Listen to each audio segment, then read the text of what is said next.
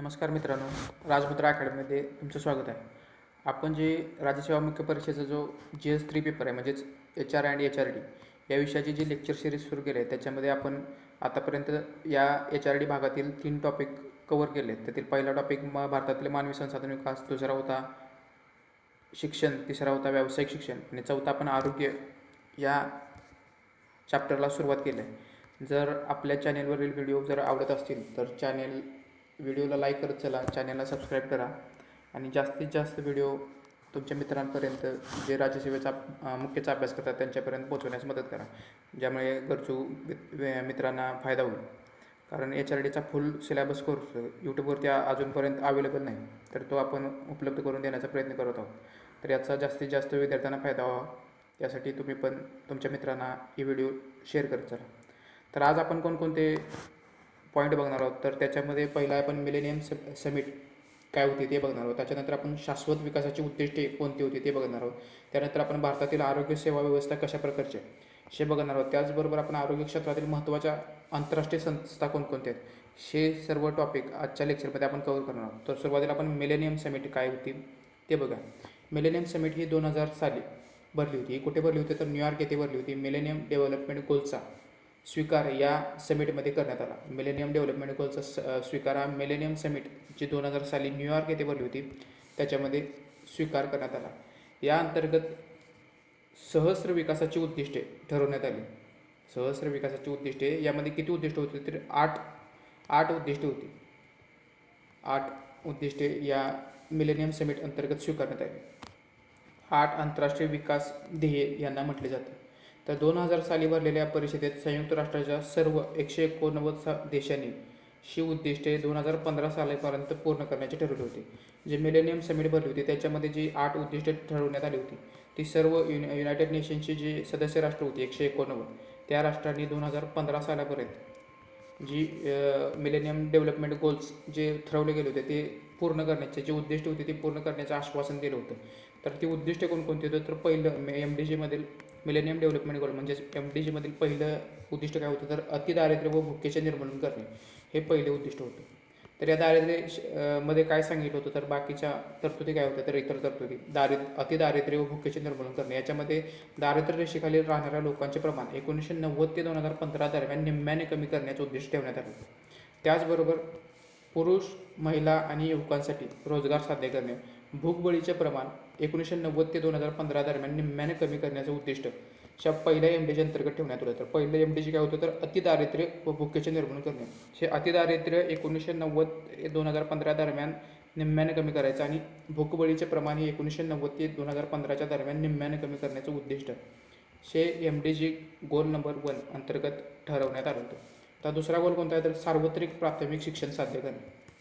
सार्वत्रिक प्राथमिक शिक्षण साध्य करणे हा MDG म्हणजेच सहस्र लक्ष्ये किंवा उद्दिष्टे, सहस्र विकासाची उद्दिष्टेमधील दुसरा उद्दिष्ट आहे सार्वत्रिक प्राथमिक शिक्षण साध्य करणे. या सार्वत्रिक प्राथमिक शिक्षणाअंतर्गत कोणकोणत्या बाबी किंवा उपकलमं दिली आहेत तर त्यातील 2015 सालापर्यंत सर्व मुले व मुली यांचे प्राथमिक शिक्षण पूर्ण करण्याचं उद्दिष्ट या अंतर्गत ठेवण्यात आलं. तर सार्वत्रिक प्राथमिक शिक्षण कधीपर्यंत साध्य करायचं तर 2015पर्यंत. जी उद्दिष्ट ठरवली होती 8 MDG अंतर्गतची 8 उद्दिष्ट ठरवलेली होती त्यांचा पूर्णतः स्वीकार किंवा त्याची पूर्ण अंमलबजावणी किंवा ती जी उद्दिष्ट ठरवली आहेत त्यांचे कामगिरी पार पाडण्याची जबाबदारी 2000 सालापासून 2015 सालापर्यंत ती उद्दिष्टे आत्मसात किंवा साध्य करण्याचं उद्दिष्ट ठेवण्यात आलं होतं. त्यामुळे सार्वत्रिक प्राथमिक शिक्षण कधी साध्य करायचं होतं तर 2015 सालापर्यंत. अतिदारिद्र्य भुकेचे निर्मूलन कधी करायचं होतं तर 2015 सालापर्यंत निम्म्यापर्यंत कमी करण्याचं उद्दिष्ट या अंतर्गत ठेवण्यात आलं होतं. तिसरं उद्दिष्ट काय होतं तर लिंगाधारित समानता व महिलांचे सबलीकरण करणे. लिंगाधारित समानता व महिलांचे सबलीकरण करण्याचं उद्दिष्ट कलम 3 अंतर्गत MDG 3 अंतर्गत ठेवण्यात आलं होतं. MDG 3 लिंगाधारित समानता प्राप्त करणे व महिलांचे सबलीकरण करणे. तर या अंतर्गत काय बाबी दिलेल्या आहेत तर 2005 पर्यंत प्राथमिक आणि माध्यमिक शिक्षण स्तरांवर लिंगाधारित विषमता नष्ट करणे आणि 2015 पर्यंत हेच उद्दिष्ट सर्व स्तरावर गाठण्याचं उद्दिष्ट ह्या MDG 3 अंतर्गत ठरवण्यात आलं.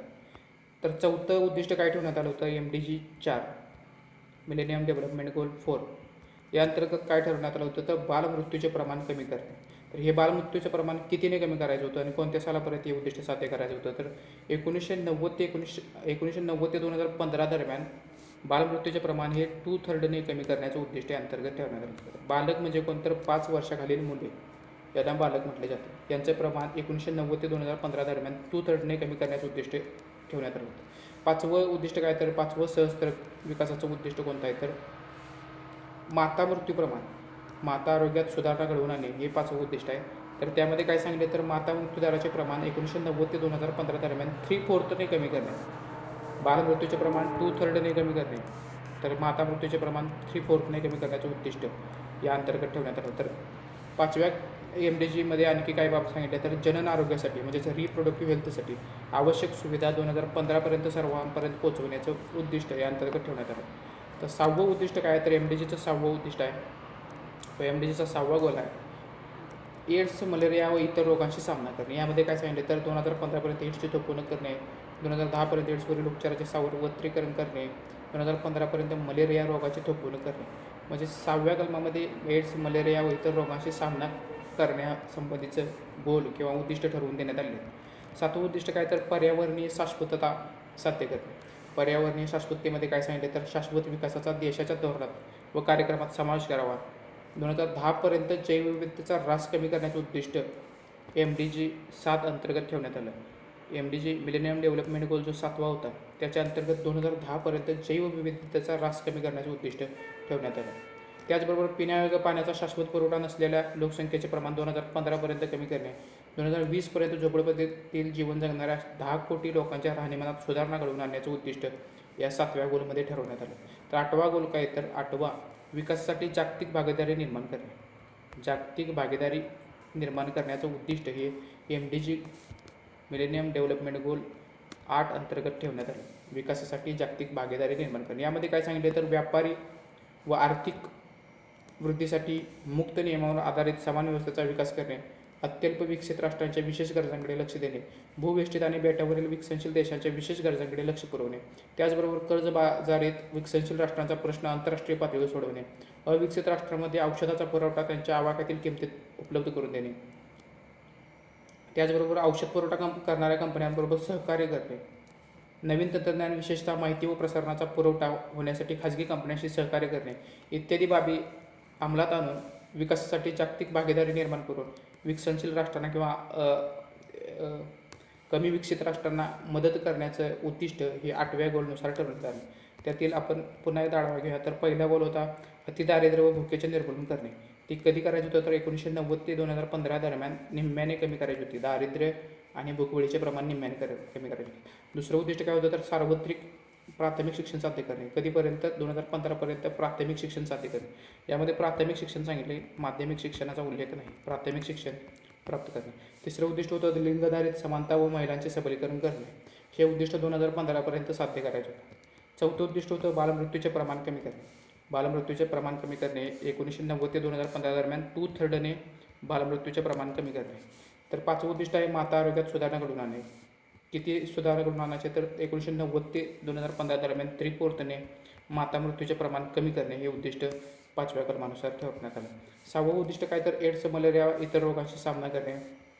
7वं उद्दिष्ट आहे पर्यावरणीय शाश्वतता साध्य करणे. याच्यामध्ये 2010पर्यंत जैवविविधता ऱ्हास कमी करणे आणि त्याचबरोबर 2020पर्यंत झोपडपट्टीत जीवन जगणाऱ्या 10 कोटी लोकांच्या राहणीमानात सुधारणा करण्याचं उद्दिष्ट या अंतर्गत ठरवण्यात आले. तर 8वं उद्दिष्ट होतं विकासासाठी जागतिक भागीदारी निर्माण करणे. जागतिक भागीदारीतून अविकसित किंवा विकसनशील राष्ट्रांच्या उद्धारासाठी प्रयत्न करण्याचे उद्दिष्ट या अंतर्गत ठरवण्यात आले. तर यामध्ये किती उद्दिष्ट होते? तर एकूण 8 उद्दिष्ट होते. तर त्यामध्ये 18 लक्ष्य ठरवण्यात आले होते. 8 उद्दिष्ट आणि 18 लक्ष्य. या उद्दिष्टांमध्ये 3 उद्दिष्टे जी होती ती प्रत्यक्षपणे आरोग्यासंदर्भात होती.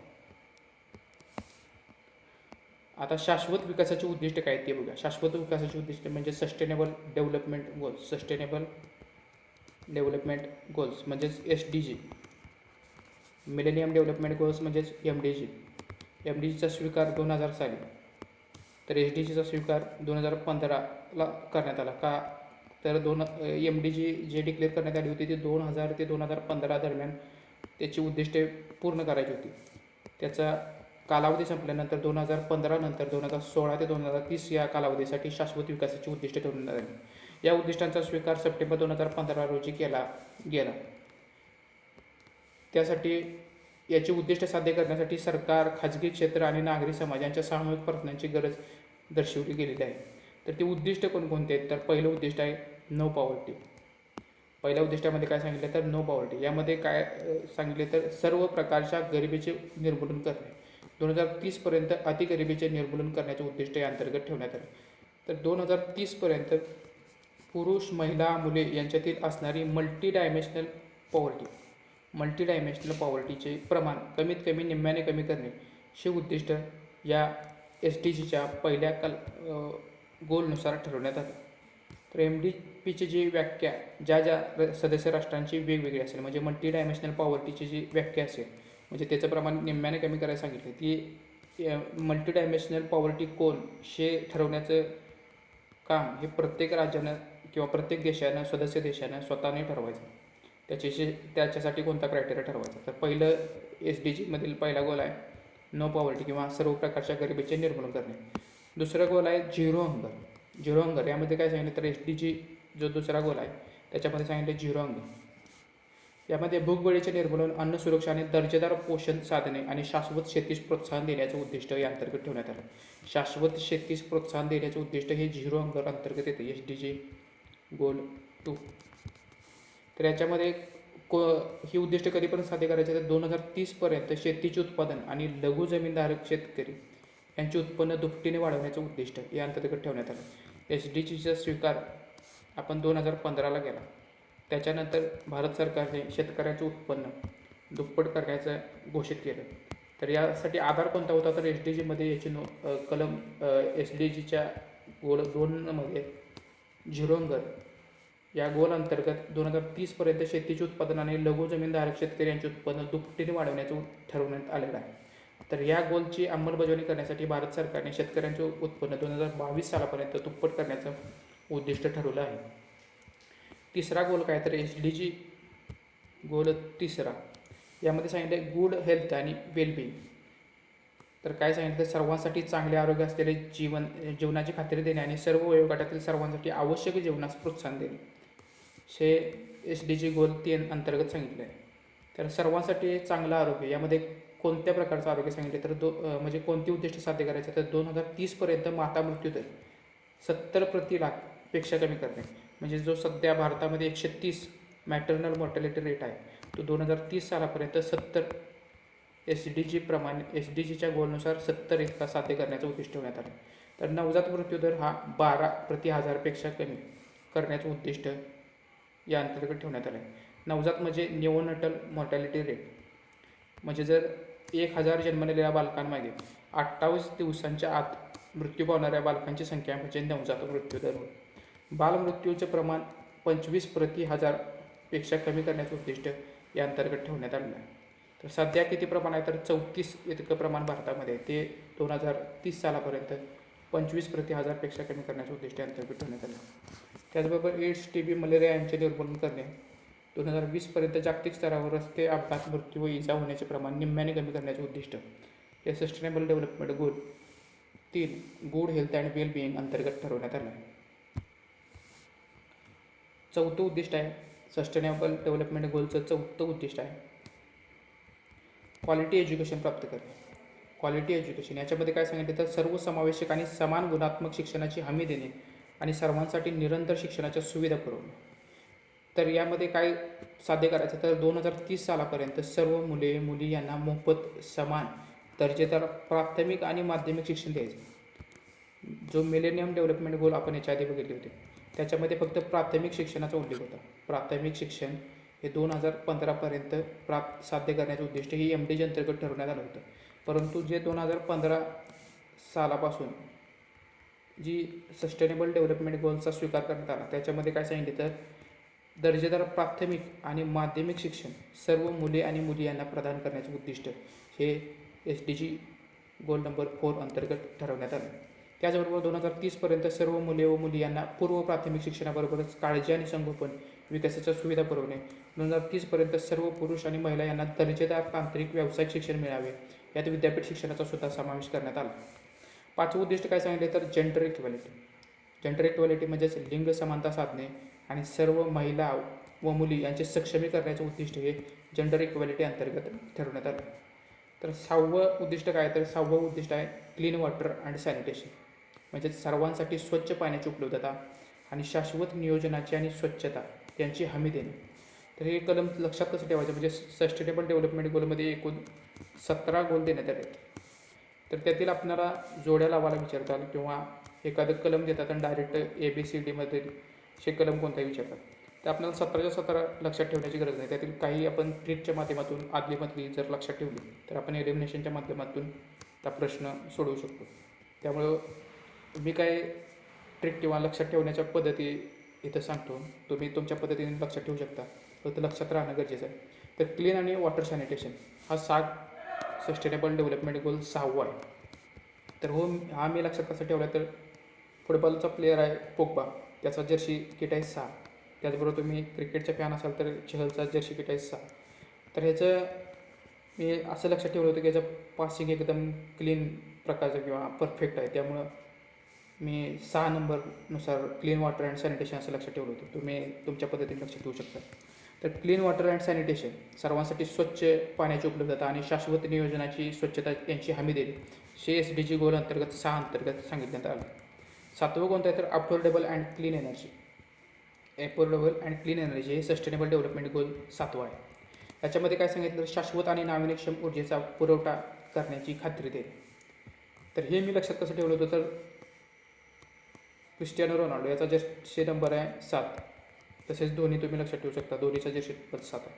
तर ह्यांचं जे टॅलेंट आहे ते आपण अफोर्ड करू शकत नाही, म्हणजे त्याची व्हॅल्यू कोणत्या गोष्टीत साध्य किंवा करू शकत नाही, ते अफोर्ड करू शकत नाही. त्यामुळे मी 7वं गोलनुसार असं लक्षात ठेवलं होतं की SDG goal number 7 affordable and clean energy हा फक्त कीवर्ड आहे, म्हणून मी 7 जर्सीवरून गोल नंबर 7वा अफोर्डेबल अँड क्लीन एनर्जी असं लक्षात ठेवलं होतं. शाश्वत आणि नाविन्यक्षम ऊर्जेचा पुरवठा करण्याची खात्री. तुम्ही प्रत्येक गोल हा कीवर्डवरून लक्षात ठेवलं जातं. यामध्ये तुम्ही क्लीन वॉटर 6वं कलम SDG 6 हा क्लीन वॉटरसाठी लक्षात ठेवू शकता. SDG 7 हा अफोर्डेबल आपण अफोर्ड करू शकत नाही. 7 number afford and clean energy म्हणजे ते साध्य करून द्यायचं. अफोर्डेबल आणि क्लीन एनर्जी ही साध्य करून द्यायचे या गोल अंतर्गत. शाश्वत आणि नाविन्यक्षम ऊर्जेचा पुरवठा करण्याची हमी या अंतर्गत देण्यात आली. 8वं कलम काय, तर 8वा गोल आहे सस्टेनेबल डेव्हलपमेंट गोल. याच्यामध्ये काय सांगितलं, तर डिसेंट वर्क हा कीवर्ड आहे. त्याचबरोबर इकॉनॉमिक ग्रोथ याच्यामध्ये सर्वसमावेशक आणि शाश्वत आर्थिक वाढ साध्य करते आणि संपूर्ण आणि उत्पादनक्षम प्रोडक्टिव्हिटी, रोजगार आणि कामाचा चांगला दर्जा सर्वांसाठी उपलब्ध करून देण्याचे उद्दिष्ट ह्या 8व्या सस्टेनेबल डेव्हलपमेंट गोल अंतर्गत ठेवण्यात आलं. सस्टेनेबल डेव्हलपमेंट गोल 8 काय सांगतो, तर डिसेंट वर्क आणि इकॉनॉमिक ग्रोथ. यावरून मी 8 नंबर जर्सी, तर हे 8वं जे सस्टेनेबल डेव्हलपमेंट गोल आहे त्याच्यामधील कीवर्ड आहे डिसेंट वर्क. तर तुम्ही 8 नंबर जर्सी ही जडेजाची, रवींद्र जडेजाची पण 8 नंबर जर्सी आहे आणि हा मॅन्यूचा जो युवान माटा आहे त्याचीसुद्धा जर्सी नंबर 8 आहे. यांचं वर्क कसं आहे, एकदम डिसेंट आहे. त्यामुळे मी लक्षात ठेवण्यासाठी 8 नंबरची ट्रिक लक्षात ठेवली होती. यानुसार तुम्ही जडेजा आणि माटा हे लक्षात ठेवू शकता. तर यांचं काय आहे, तर डिसेंट वर्क आहे आणि त्यामुळे इकॉनॉमिक ग्रोथ. तर या सस्टेनेबल डेव्हलपमेंट गोल 8 अंतर्गत काय सांगितले, तर सर्वसमावेशक आणि शाश्वत आर्थिक वाढ साध्य करणे आणि संपूर्ण आणि उत्पादनक्षम रोजगार आणि कामाचा चांगला दर्जा सर्वांसाठी उपलब्ध करून देणे हे सस्टेनेबल डेव्हलपमेंट गोल अंतर्गत 8 अंतर्गत सांगण्यात आले. तर डिसेंट वर्क, माटा आणि जडेजा. तर 9वा सस्टेनेबल डेव्हलपमेंट गोल काय सांगतो, तर इंडस्ट्री, इनोव्हेशन अँड इन्फ्रास्ट्रक्चर. यामध्ये कोणकोणते कीवर्ड आहेत, तर इंडस्ट्री, इनोव्हेशन अँड इन्फ्रास्ट्रक्चर. या गोलमध्ये काय सांगितले, तर पायाभूत सुविधांची निर्मिती, सर्वसमावेशक आणि शाश्वत औद्योगिकीकरण आणि नवसंशोधनाला प्रोत्साहन देणे. तर हा सस्टेनेबल डेव्हलपमेंट तुम्ही कसं लक्षात ठेवू शकता, तर याचा सस्टेनेबल डेव्हलपमेंट गोलचा नंबर किती आहे, तर 9 जर्सी कोणाचे, तर सॉरेजचे आहे, ब्रायन लाराचे आहे. तर सॉरेज मी कशामुळे लक्षात ठेवलं होतं, तर याच्याकडे फुटबॉलचं टॅलेंट आहे, पण फुटबॉल खेळण्यापेक्षा तो काहीतरी इनोव्हेटिव्ह आयडिया आहे, असं चावा घेणे किंवा कुणाला हाताला चावणे किंवा कोणाच्या खांद्याला चावणे या प्रकारच्या उद्योग करत असतो. त्यामुळे मी सॉरेजची जर्सी नंबर 9वरून 9 हे इनोव्हेशन, काहीतरी इनोव्हेशन तो फुटबॉलमध्ये करत असतो, त्यावरून मी लक्षात ठेवलं होतं. तर sustainable development goal number 9 industry, innovation आणि इन्फ्रास्ट्रक्चर यामध्ये काय सांगितलं तर पायाभूत सुविधांची निर्मिती, सर्वसमावेशक आणि शाश्वत औद्योगिकरण आणि नवसंशोधनाला प्रोत्साहन देणे. नवसंशोधन यूज आरेज करत असतो फुटबॉलमध्ये. 9 number jersey. Innovation 9 number jersey. लाराचे पण 9 नंबर आहे आणि सॉरीचे पण 9 नंबर. तर याच्यामध्ये 10वं आता सस्टेनेबल डेव्हलपमेंट काय सांगतो तर ते बघूया. Sustainable development goal number 10. ह्याच्यामध्ये सांगितलं रिड्यूस इनइक्वॅलिटी, म्हणजे इनइक्वॅलिटी कमी करायची.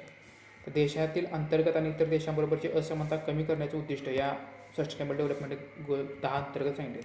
तर हे मी लक्षात कसं ठेवलं तर 10 नंबर कोणाचा तर मेस्सी आणि सचिन तेंडुलकर यांच्या रेकॉर्डशी आपण इक्वॅलिटी कोणाची करू शकत नाही किंवा बरोबरी करू शकत नाही.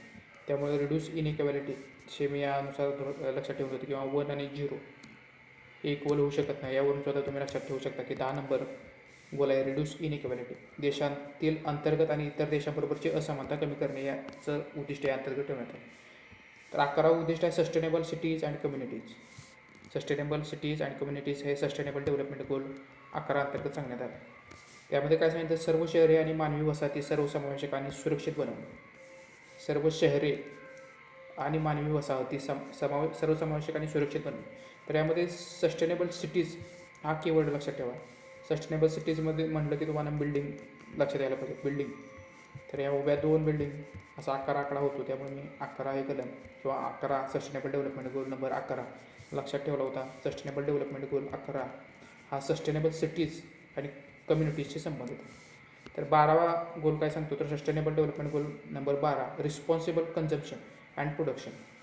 यामध्ये काय सांगितलं तर ensure sustainable consumption and production pattern. यातील कीवर्ड कोणता आहे तर रिस्पॉन्सिबल कन्झम्पशन. रिस्पॉन्सिबल हा कीवर्ड लक्षात ठेवा. Responsible consumption and production. तर जर्सी नंबर 12 युवराज सिंगचे, तर तो आपल्याला 2011चा वर्ल्ड कप जिंकू देण्यासाठी रिस्पॉन्सिबल होता. यावरून मी लक्षात ठेवलं की रिस्पॉन्सिबिलिटी त्याच्यावर जास्त आहे. 12 number goal responsible consumption and production. त्यानुसार तुम्ही गोल नंबर 12 लक्षात ठेवू शकता. याच्यानंतर सस्टेनेबल डेव्हलपमेंट गोल 13 आहे. त्याच्यामध्ये काय सांगितलं क्लायमेट चेंज. क्लायमेट चेंज अंतर्गत काय सांगितलं तर हवामान बदल आणि त्याचे परिणाम याबाबत तातडीची कृती करणे. सस्टेनेबल डेव्हलपमेंट गोल 13 क्लायमेट चेंज. हे बाकीचे तुम्ही तुमच्या पद्धतीने लक्षात ठेवू शकता. मी आता जे मला येतील तेवढे सांगायची कृती केली. 14 गोल नंबर आहे सस्टेनेबल डेव्हलपमेंट गोल 14 लाईफ बिलो वॉटर, म्हणजे पाण्याखालील जीवन. शाश्वत विकासासाठी समुद्र, महासागर आणि सागरी संसाधने यांचा काळजीपूर्वक वापर करण्याचे उद्दिष्ट या अंतर्गत ठरवण्यात आले. 14 नंबर सस्टेनेबल डेव्हलपमेंट गोल लाईफ बिलो वॉटर, पाण्याखालील जीवन.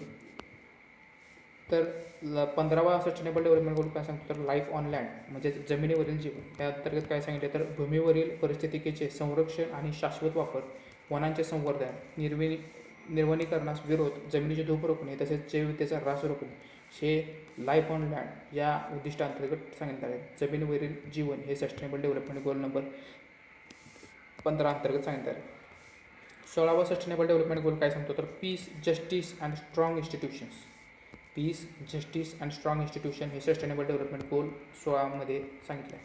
यामध्ये समाजाच्या शाश्वत विकासासाठी शांतता आणि सर्वसमावेशकतेसाठी प्रोत्साहन देणे, सर्वांसाठी न्याय यंत्रणेची पोहोच वाढवणे आणि परिणामकारक, जबाबदार, सर्वसमावेशक संस्थांची सर्व स्तरावर उभारणी करण्याचे उद्दिष्ट हे सस्टेनेबल डेव्हलपमेंट गोल नंबर 16 अंतर्गत सांगितलं आहे. यानंतर काय सांगितलं peace, justice and strong institution. Sustainable development goal म्हणजे SDG 17 मध्ये काय सांगितले तर पार्टनरशिप फॉर गोल्स हे जी 16 उद्दिष्ट सांगितले ते साध्य करण्यासाठी जागतिक भागीदारी करणे गरजेचं आहे. यामध्ये काय सांगितलं आंतरराष्ट्रीय स्तरावर शाश्वत विकासासाठी भागीदारी भक्कम करणे उद्दिष्ट हे सस्टेनेबल डेव्हलपमेंट गोल नंबर 17 अंतर्गत ठेवण्यात आले. त्यामध्ये आपण पुन्हा एकदा बघूया. तर पहिलं काय तर पहिले सांगितले नो पॉवर्टी, म्हणजे सर्व प्रकारच्या गरिबीचे निर्मूलन करणे. 2 नंबरचं सस्टेनेबल डेव्हलपमेंट गोल आहे SDG 2 झिरो हंगर. 2030 पर्यंत शेतीचे उत्पादन आणि लघु जमीनधारक शेतकरी यांचे उत्पन्न दुपटीने वाढवणे. तिसरं उद्दिष्ट आहे गुड हेल्थ अँड वेलबिंग, म्हणजे सस्टेनेबल डेव्हलपमेंट गोल नंबर 3 हा हेल्थशी रिलेटेड आहे. याच्यामध्ये सांगितले 2030 पर्यंत माता मृत्यूदर 70 पर्यंत कमी करणे, नवजात मृत्यूदर 12 पर्यंत कमी करणे, बाल मृत्यूदर 25 पर्यंत कमी करणे. चौथं उद्दिष्ट आहे क्वालिटी एज्युकेशन. यामध्ये काय सांगितलं 2030 पर्यंत मोफत, समान आणि दर्जेदार प्राथमिक आणि माध्यमिक लक्षात ठेवा.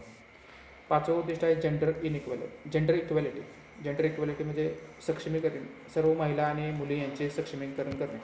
तर तुम्ही हाताची बोटे 5 इक्वल करण्याचं उद्दिष्ट असं म्हणजे 5 हाताच्या बोटावरून जर लक्षात ठेवलं तर ते उद्दिष्ट लक्षात राहू शकतं. 6वं तुम्हाला सांगितले कोगवा आणि चहल, क्लीन वॉटर, त्याचं clean passing, clean performance, clean water and sanitation. 7वं कलम आहे affordable and clean energy. 7 number jersey afford करू शकत नाही, त्यामुळे clean affordable and clean energy साध्य करतात. 8वं उद्दिष्ट आहे डिसेंटवर, की माटा आणि जडेजाचं डिसेंटवर अँड इकॉनॉमिक ग्रोथ हे सस्टेनेबल डेव्हलपमेंट गोल नंबर 8 अंतर्गत सांगण्यात आलं. 9वा गोल आहे इंडस्ट्री इनोव्हेशन अँड इन्फ्रास्ट्रक्चर. स्वारेजचं इनोव्हेशन, फुटबॉलमधील इनोव्हेशन, लाराचं क्रिकेटमधील इनोव्हेशन, यावरून तुम्ही लक्षात ठेवू शकता industry innovation and infrastructure goal number 9.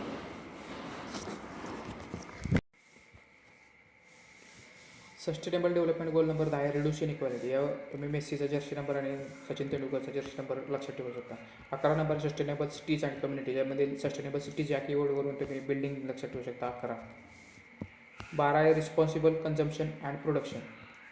Sustainable development goal number 12 responsible consumption. Jersey number 12 Yuvraj Singh responsible होता वर्ल्ड कप जिंकण्यासाठी. 13वा आहे क्लायमेट चेंज. 14वा आहे लाईफ बिलो वॉटर. 15वा आहे लाईफ ऑन लँड. 16वा आहे peace, justice and strong institution. 17वा आहे पार्टनरशिप फॉर द गोल्स. त्याच्यानंतर आपण भारतातील आरोग्यसेवा कसे किंवा कोणत्या प्रकारचे ते बघूया.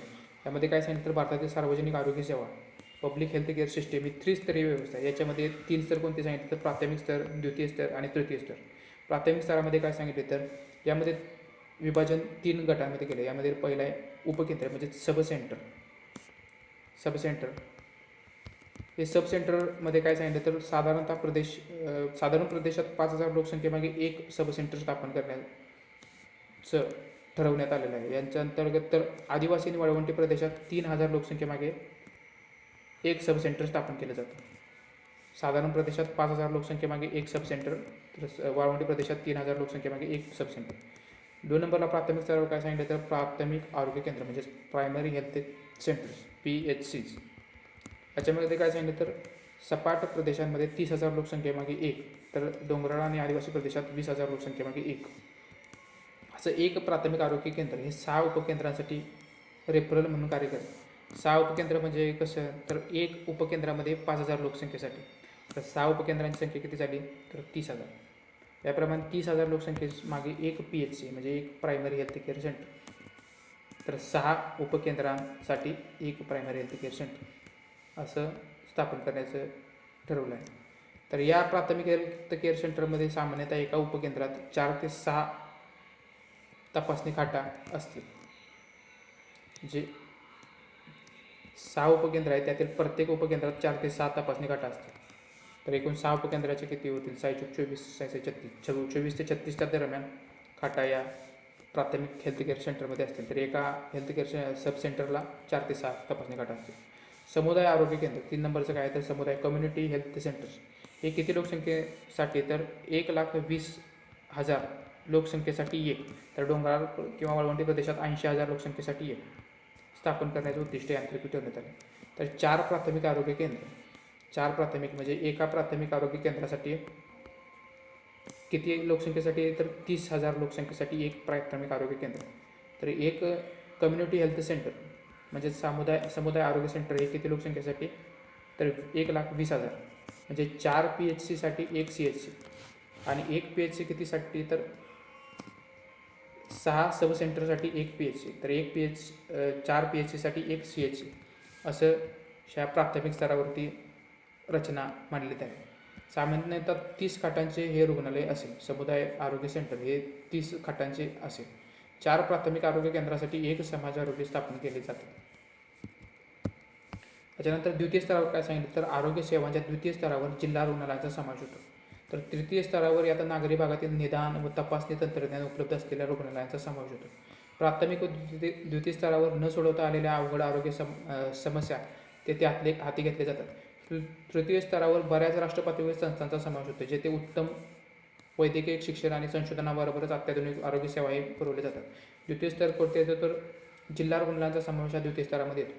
तर तृतीय स्तरामध्ये नागरी भागातील निदान आणि तंत्रज्ञान उपलब्ध असलेल्या उच्च निदान किंवा हाय क्लास किंवा हाय लेवलच्या टेक्नॉलॉजी उपलब्ध असणाऱ्या रुग्णालयांचा समावेश हा तृतीय स्तरावर होतो. यामध्ये कोणकोणते येते तर एम्स म्हणजेच All India Institute of Medical Sciences, Post Graduate Institute Chandigarh, Jawaharlal Institute of Post Graduate Medical Education and Research Pondicherry, National institute of Mental Health and Neuro Sciences Bangalore, All India Institute of Hygiene and Public Health Kolkata.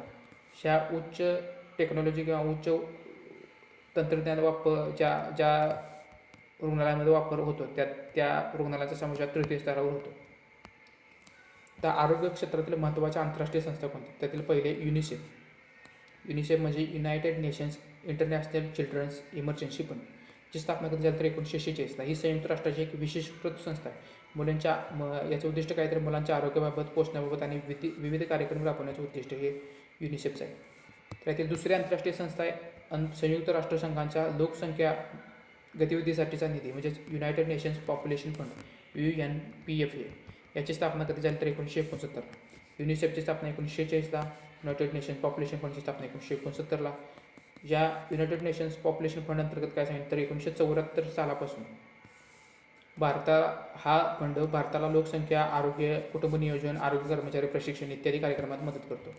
जो United nations population fund हा 1969ला स्थापन झाला आहे, तो 1974 सालापासून भारताला लोकसंख्या, आरोग्य, कुटुंब नियोजन, आरोग्य कर्मचारी प्रशिक्षण इत्यादी कार्यक्रमात मदत करतो. तर जनसंख्या स्थिरता कोष काय आहे ते बघा. जनसंख्या स्थिरता कोष याची स्थापना 2000 साली करण्यात आली. नॅशनल पॉप्युलेशन स्टॅबिलायझेशन फंड राष्ट्रीय लोकसंख्या आयोगाअंतर्गत याची स्थापना करण्यात आली. 2002 साली आरोग्य आणि कुटुंब कल्याण मंत्रालयाकडे हा निधी सोपवण्यात आला. याचे अध्यक्ष कोण असतात तर आरोग्य व कुटुंब कल्याण मंत्रालय. जनसंख्या स्थिरता कोष ज्याचे 2000ला स्थापना करण्यात आली होती, त्याचे अध्यक्ष कोण असतात त्या कोशाचे? आरोग्य व कुटुंब कल्याण मंत्री. तर आपण आता आयुष मंत्रालयाविषयी माहिती बघूया. आयुष 1995 साली department of Indian system of medicine आणि होमिओपॅथीची स्थापना करण्यात आली. 2003 साली याची रिनेम किंवा याच्यामध्ये नामकरण करून department of Ayush, Ayurveda, yoga and neuropathy, Unani, सिद्धा अँड होमिओपॅथी सिस्टीम असे याचं नामकरण करण्यात आलं. 2002 साली national policy on Indian system of medicine and homeopathy ही एक सेपरेट पॉलिसी, आयुर्वेदावरती एक सेपरेट पॉलिसी 2002ला घोषित करण्यात आली. National policy on Indian system of medicines and homeopathy. तर 9 नोव्हेंबर 2014 साली आयुष या डिपार्टमेंटला किंवा विभागाला स्वतंत्र मंत्रालयाचा दर्जा देण्यात आला. तर यामध्ये आयुर्वेद म्हणजे काय तर आयुर्वेद ही एक सर्वात जुन्या उपचारांपैकी एक पद्धत आहे. भारत आणि उपखंडातील अनेक देशात ही वापरली गेली आहे. नॅशनल इन्स्टिट्यूट ऑफ आयुर्वेदा कुठे आहे तर जयपूर येथे नॅशनल इन्स्टिट्यूट ऑफ आयुर्वेद आहे.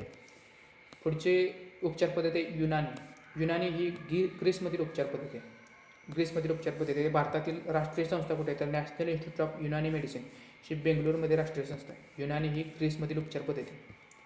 सिद्धा काय आहे तर सिद्धा ही द्राविडियन संस्कृतीची निगडीत उपचार पद्धती आहे. तर या उपचार पद्धतीची राष्ट्रीय संस्था कुठे आहे तर नॅशनल इन्स्टिट्यूट ऑफ सिद्धा ही चेन्नईमध्ये संस्था आहे. पुढची उपचार पद्धती आहे योगा. ही संस्कृतमधील यूज या शब्दापासून घेतली आहे. यूज म्हणजे to unite or to integrate. त्याची राष्ट्रीय संस्था कुठे आहे तर Morarji Desai National institute of Yoga ही न्यू दिल्ली येथे योगाचे राष्ट्रीय इन्स्टिट्यूट आहे. पुढची उपचार सरणे न्यूरोपॅथीचे राष्ट्रीय इन्स्टिट्यूट कुठे आहे तर नॅशनल इन्स्टिट्यूट ऑफ न्यूरोपॅथी हे पुण्यात आहे. नॅशनल इन्स्टिट्यूट ऑफ न्यूरोपॅथी हे पुण्यात आहे. 6वी उपचार पद्धती होमिओपॅथीचं उगमस्थान कुठे आहे तर जर्मनीमध्ये होमिओपॅथीचं उगमस्थान आहे. याची राष्ट्रीय संस्था कुठे आहे तर नॅशनल इन्स्टिट्यूट ऑफ होमिओपॅथी ही कोलकाता येथे. 7वी उपचार पद्धती आहे सोवारिकपा म्हणजे सायन्स ऑफ हिलिंग. ही कोणती उपचार पद्धती आहे? तिबेटियन किंवा आमची मेडिसिन या नावाने ही उपचार पद्धती ओळखली जाते. तर यातील महत्त्वाच्या उपचार पद्धती कोणती आहे तर पहिल्यांदा आहे सांगितले आयुर्वेदा ही भारतीय उपखंडातील उपचार पद्धती आहे. दुसरे युनानी ही ग्रीसमधील उपचार पद्धती आहे. सिद्धा ही द्रविड संस्कृतीशी संबंधित उपचार पद्धती आहे. योगा ही संस्कृतमधील यूज या शब्दापासून म्हणजेच भारतीय उपखंडाशी निगडीत ही उपचार पद्धती आहे. होमिओपॅथी हीचा उगमस्थान ही जर्मनीमधील ही उपचार पद्धती होमिओपॅथी येते. तर सोवारिकपा ही तिबेटियन किंवा आमची मेडिसिनशी निगडीत उपचार पद्धती आहे. आता आपण राष्ट्रीय कुटुंब आरोग्य सर्वेक्षण बद्दल माहिती बघा. म्हणजेच नॅशनल फॅमिली हेल्थ सर्वे. आतापर्यंत किती फॅमिली हेल्थ सर्वे झाले ते बघूया. आतापर्यंत 4 फॅमिली हेल्थ सर्वे झाली. कोणता तर पहिला हेल्थ सर्वे आहे 1992-93ला, दुसरा फॅमिली हेल्थ सर्वे 1998-99ला, तिसरा फॅमिली हेल्थ सर्वे 2005 साला, चौथा 2014-15ला. यामध्ये काय सांगितलं तर आंतरराष्ट्रीय लोकसंख्या विज्ञान संस्था कुठे आहे? आंतरराष्ट्रीय लोकसंख्या विज्ञान संस्था भारतामध्ये कुठे आहे तर मुंबईत आहे, international institute for population science. आणि आरोग्य आणि कुटुंब कल्याण मंत्रालय ह्या दोन्ही संस्था मिळून national family health survey conduct करतात. कोणकोणत्या तर international institute for population science म्हणजेच आंतरराष्ट्रीय लोकसंख्या विज्ञान संस्था मुंबईची आणि आरोग्य आणि कुटुंब कल्याण मंत्रालय ह्या दोघांनी मिळून हा नॅशनल फॅमिली हेल्थ सर्व्हे सादर केला. याचबरोबर त्यांना युनिसेफ आणि युसेड म्हणजेच काय तर United states agency for international development या दोघांची मदत या सर्वेला प्राप्त झाली. हा सर्वे 4 टप्प्यात झाला. पहिला सर्वे 1992-93ला, दुसरा 1998-99ला, तिसरा 2005 साला आणि चौथा 2014-15. जर व्हिडिओ आवडला असेल तर लाईक करा, आपल्या चॅनलला सबस्क्राईब करा आणि हा व्हिडिओ जास्तीत जास्त मित्रांपर्यंत पोहोचवण्याचा प्रयत्न करा. थँक्यू.